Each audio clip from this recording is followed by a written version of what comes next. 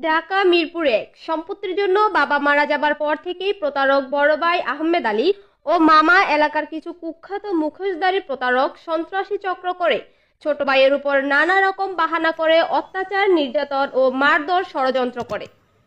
ছোট ভাইয়ের সম্পত্তির অংশ ও কোটি কোটি টাকা প্রতারণা ও আত্মসাৎ করার চেষ্টা করে।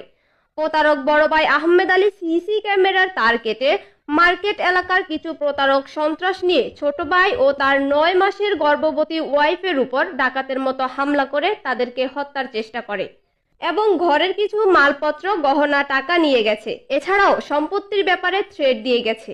এ ব্যাপারে থানা পুলিশের কাছে অভিযোগ করলে কোনো ভূমিকা নেই, উল্টো সন্ত্রাসীদের সাথে জড়িত থেকে বা ঘুষ খেয়ে প্রতারণা, সন্ত্রাসীমূলক কথাবার্তা বলে হয়রানি করার চেষ্টা করে। আমার মামা, হ্যাঁ, এলাকার কিছু লোক মনে করেন চক্র বানায় আমার খুব অত্যাচার করতেছে। সম্পত্তি মনে করেন বুঝতে গেলে না